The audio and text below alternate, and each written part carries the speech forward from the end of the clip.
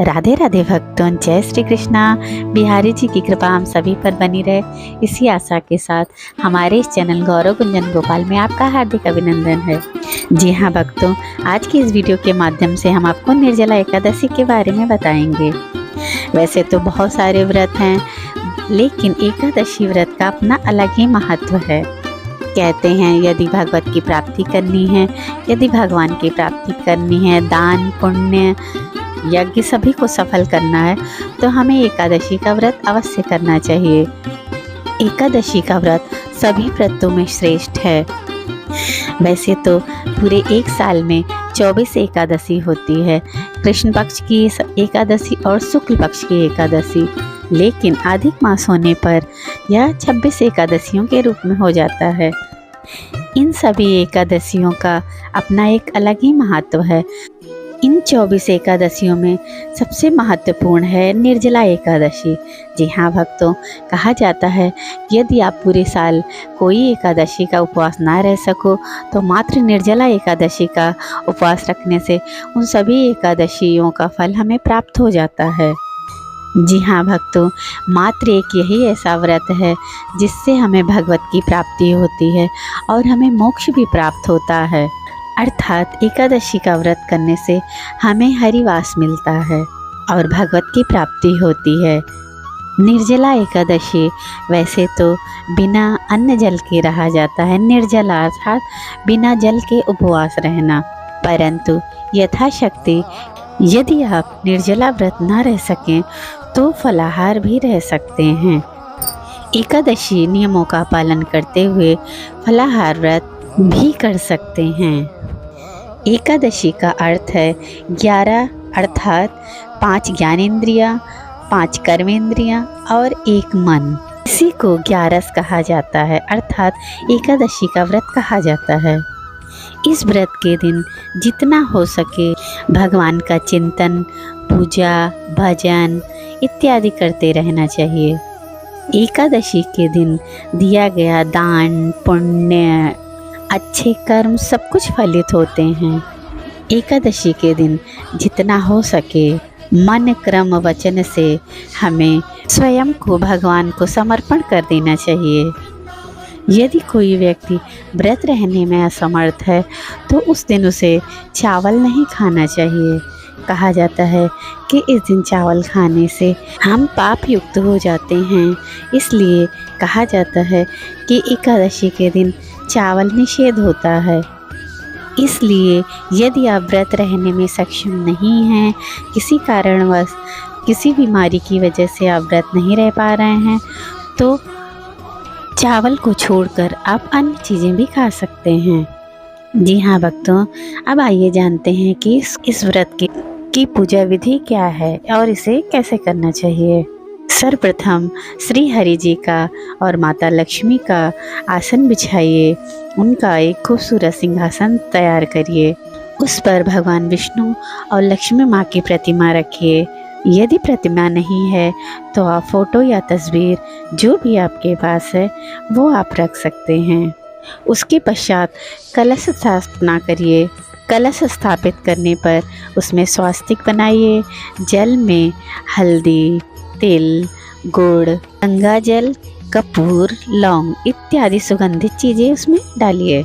इसके पश्चात उस पर आम का पल्लव, अशोक का पल्लव या पान का पल्लव जो भी आपके पास है वो उस पर रखकर उस पर नारियल रखिए और भगवान के सामने घृत का दीपक जलाइए।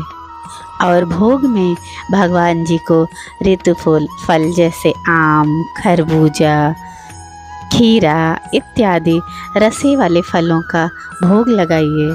कहा जाता है कि इससे हमारे श्री हरि जी को शीतलता प्रदान होती है।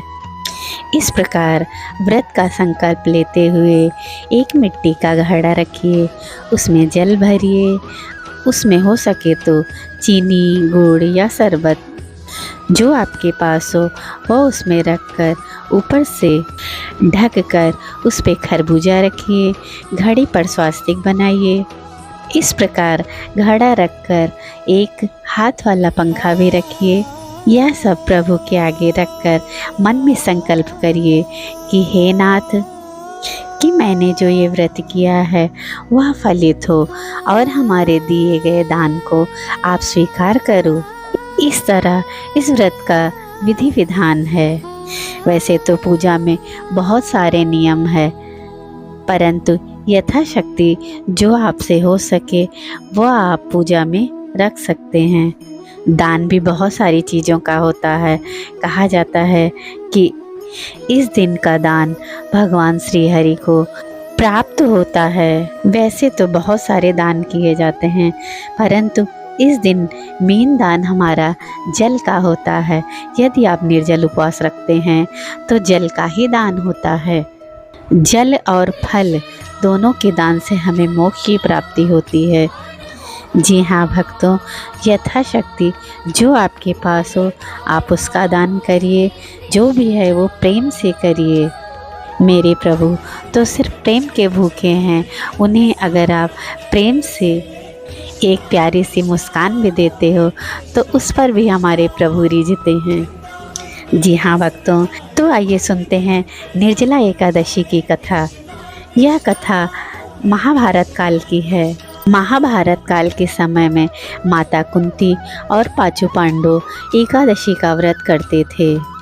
एक बार की बात है, पांडु पुत्र भीम महर्षि वेदव्यास जी से कहते हैं कि हे परमादरणीय मुनिवर, मेरे परिवार के सभी सदस्य एकादशी का व्रत करते हैं और वे मुझे भी ये व्रत रखने को कहते हैं, लेकिन मैं व्रत रहने में असमर्थ हूँ क्योंकि मुझसे भूखा नहीं रहा जाता है।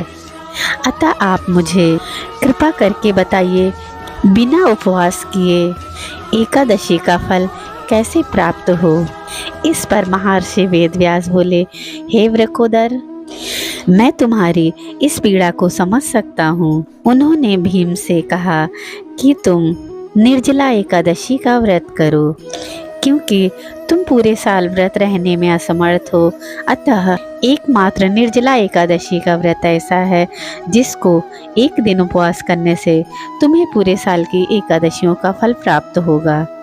इस पर भीम ने कहा, अवश्य महर्षि जी, मैं एक दिन का व्रत करने में सक्षम हूँ। इस पर उन्होंने कहा कि इस दिन अन्न और जल दोनों का त्याग करना पड़ता है। जो भी मनुष्य एकादशी तिथि के सूर्योदय से एकादशी सूर्योदय तक बिना जल के रहता है और सच्ची श्रद्धा से श्री हरि विष्णु का स्मरण करते हुए इस व्रत का पालन करता है, उसे पूरे साल की सभी एकादशियों का फल प्राप्त होता है। इस पर महर्षि वेदव्यास जी के वचनों को सुनकर पांडुपुत्र भीम ने भी यह व्रत किया और पाप मुक्त हो गए। जी हाँ भक्तों, भीम के द्वारा इस व्रत को शुरू करने पर इसे भीमसेनी एकादशी के नाम से भी जाना जाता है। जी हाँ भक्तों, मान्यता है कि इस व्रत को रखने से, पूजा और दान करने से व्रती के जीवन में सदैव सुख समृद्धि बनी रहती है और श्री हरि के हृदय में हमेशा वास मिलता है। वह सांसारिक सुखों को भोगते हुए अंत में विष्णु धाम को प्राप्त होता है और उसे मोक्ष की प्राप्ति होती है। जी हाँ भक्तों, एकादशी का यह व्रत अत्यंत फलदायक है। पुराणों के अनुसार तो 5 वर्ष के बाद और बुजुर्गों को छोड़कर अन्य सभी व्यक्तियों को, स्त्री पुरुष लोगों को यह व्रत करना चाहिए। श्री हरि के नाम, रूप, गुण और लीला रूपी प्रसाद को लेते हुए इस व्रत को अवश्य करना चाहिए और प्रभु से यही प्रार्थना करनी चाहिए कि हे नाथ, मैं आपको कभी भूलूं नहीं। जब तक यह जीवन है तब तक मैं आपका गुणगान करता रहूं। जी हाँ भक्तों, हमारी प्रभु से यही आशा है, उनसे हमारी यही विनती है कि एकादशी व्रत करने वाले सभी व्रतधारियों की प्रार्थना, दान, पुण्य को फलित करें और उन्हें श्री हरि का वास मिले। ये जीवन श्री हरि का गुणगान करते हुए, उनका स्मरण करते हुए बीते और श्री हरि जी से यही प्रार्थना है कि हे नाथ, हे सावरे, हमारे इस प्रार्थना को स्वीकार करिए। इतनी कृपा सावरे बनाए रखना, मरते दम तक सेवा में लगाए रखना, मरते दम तक सेवा में लगाए रखना। जी हाँ भक्तों, इसी उम्मीद के साथ कि श्री हरि हमारे इस प्रार्थना को अवश्य स्वीकारेंगे। आप सभी को राधे राधे। फिर मिलेंगे एक नए वीडियो के साथ, एक नई सोच के साथ। तब तक के लिए राधे राधे।